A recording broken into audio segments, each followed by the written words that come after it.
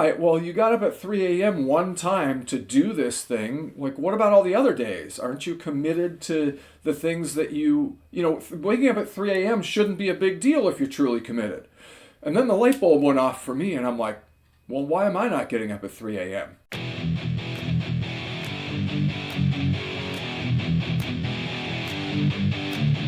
Hey, welcome back. It's Rob, and today I want to talk about how I start my day, because I used to get caught up in a lot of things that really weren't designed by me, and being able to design my own start to my day routine or morning routine, whatever you want to call it, that was a game changer for me. And so I want to share my experience in hopes that maybe some of you out there might want to take some of this and use it for your own good. Maybe you have your own morning routine. Maybe you've created your own. And if so, I'd love to hear about it in the comments below. But the most important thing that I learned personally is that using someone else's morning routine that they developed for them really wasn't very effective for me. And I have the feeling it probably isn't very effective, generally speaking, for a lot of people. The reason why is because it isn't personalized to you, right? You've got to create a system that will work for you. And so learning that someone uses a morning routine and that they're very successful, and then copying that morning routine exactly, it probably won't lead you down the same success path. And even though we can model people and learn from them and use things that they have done in order to get places that they've gone, I guess, so to speak, it really is something, the morning routine and starting off your day is really something you've got to personalize for yourself, so that it's something that works for you and something that helps you prime yourself for the day ahead. So that was kind of my major breakthrough. And then the other real big one that I had is I realized that success starts before the sun comes up. And so I started getting up at 5 a.m.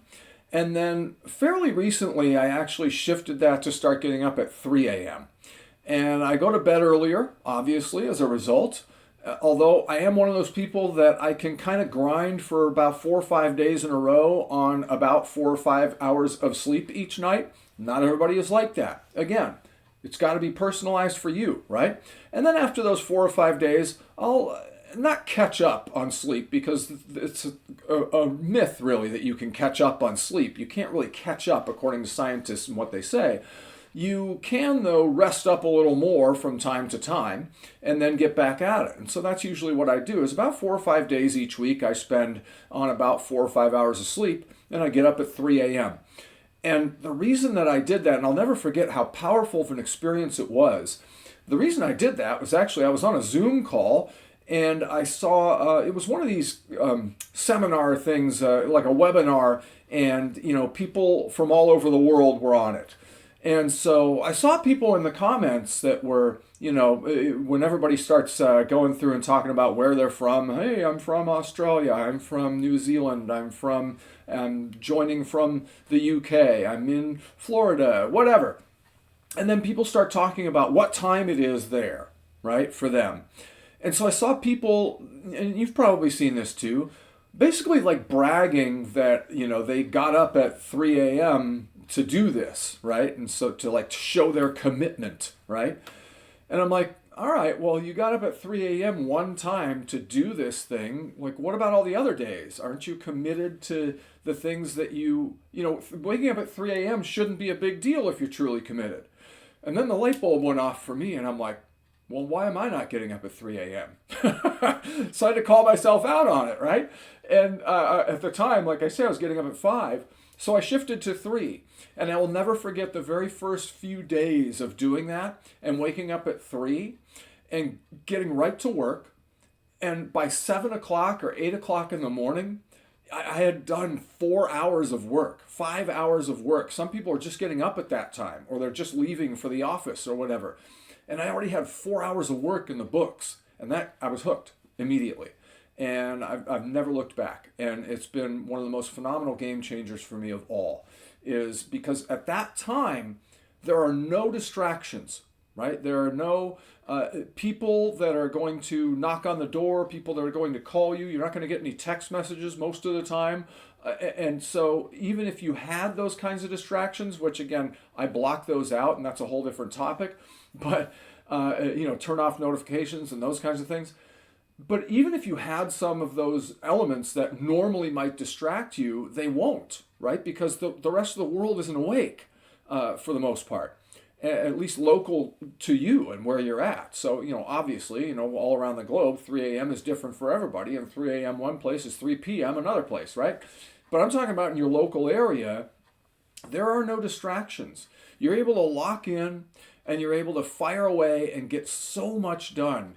And it just was an absolute revelation to me, like, wow, how amazing is this that I can get all this work done, and by 11 o'clock I feel like I've had a full day already, and it's not even noon, and boom, I take off and do the rest of the day. And I get so excited talking about it, and I encourage you to try it.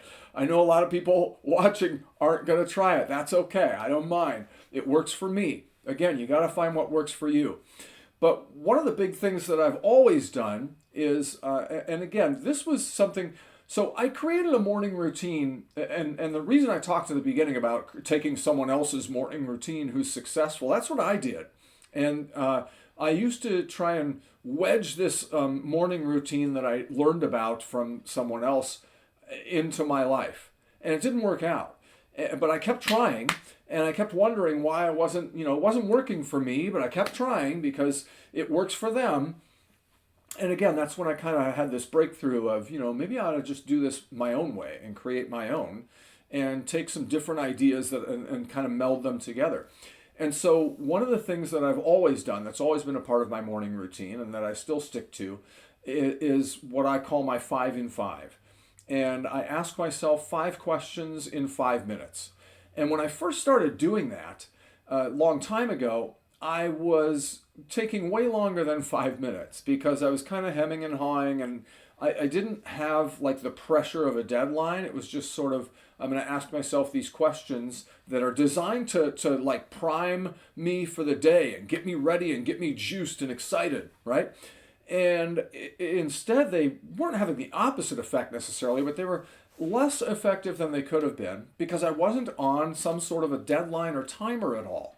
And so my mind would wander, and I'd end up talking to myself about things that didn't have anything to do with the initial question that I asked, and then I'd have to kind of remind myself and pull myself back.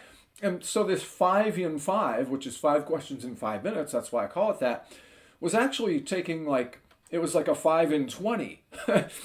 And then combine that with the rest of these other elements from my morning routine that I had developed, or not developed, but picked from someone else. And my morning routine was taking like over an hour.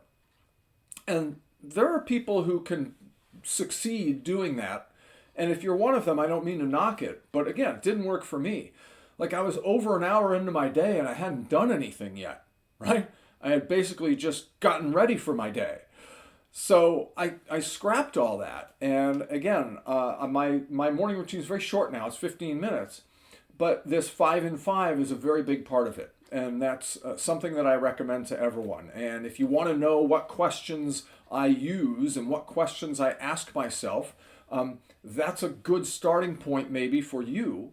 But you've got to come up with your own. Again, you've got to come up with things that'll work for you. But if you want to know, head over to the website. It's www.yoursoulsource.com. You can get signed up there for my Performance Accelerator 3-day intensive.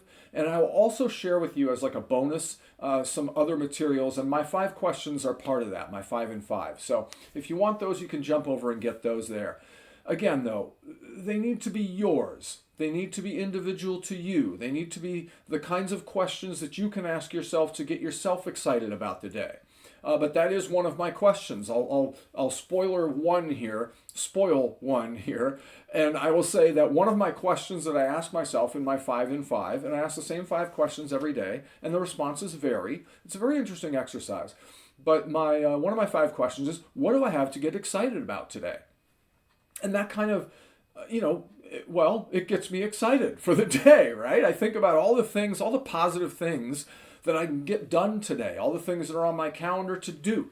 all the experiences that I will create and experiences I will share with other people that are important to me in my life. Those are the kinds of things, those are the kinds of answers that pop out when I answer that question. And so it's a really fun exercise, and it has very deep meaning for me because it really locks me in and gets me connected to what's important. And so again, I encourage this process of asking yourself questions each day. And really, what it all boils down to is any kind of morning routine that you want to create, and whether you get up at 3 a.m. or 5 a.m. or get up at 9 or whatever time you get up, the bottom line is that over the long haul is how these things kind of add up. And making these little small changes to your routine or to your life, and doing these little things that don't seem very consequential at the time compound over time, and they build up. And eventually over time, you go from feeling stuck to being unstoppable. But we're playing the long game here, right? And so it's not something where you're going to start your day this way that I recommend in this video, maybe, or do some kind of spin off of this again that works for you, and try it out for a few days, and then decide that this isn't really working or getting you anywhere, and so then you drop it, or you stop making time for it because you're not seeing results. It's a long game kind of thing. It's the long play, okay? And so it's over months and years of doing it every single day.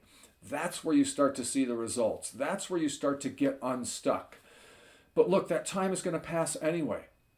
Some people will hear me say that and go, man, months? Like, I don't want to wait months for the result. Well, the months are going to go by.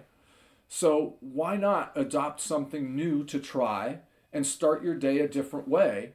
And as Trent Shelton likes to say, protect your peace. And that's really kind of the basis of my entire morning routine. My morning routine is kind of built off that philosophy that he talks about frequently, which is the idea of protecting your peace and not allowing the outside influences to come in and negatively affect you, right? Control, okay? And that's really what I do is I control the start of my day to protect my peace so that I can prime myself for success every single day.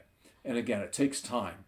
So if you got something good out of this, I guess, throw a like on this video. If you're not subscribed to the channel already, I encourage you to subscribe. Hit that bell so you don't miss anything. I publish videos pretty much every day of the week. I usually take a day, maybe 2 days off each week, but most days I put a video up. It's a short one. It's designed to not really impact your day much. You can play it while you're getting ready to leave in the morning. You can play it on your commute. And again, I don't throw up a bunch of graphics and things like that on my videos. They're listenable, right? And it's almost like a podcast, except I don't do any interviews. So it's not really a podcast as much as it's just me trying to share some things that have helped me succeed over the years that I've learned and that I've picked up and that I've developed. And as I learn and develop more, I'm going to share those insights too. And hopefully it helps somebody out there. So I will see you next time. Have a wonderful day. And remember that excellence is a decision.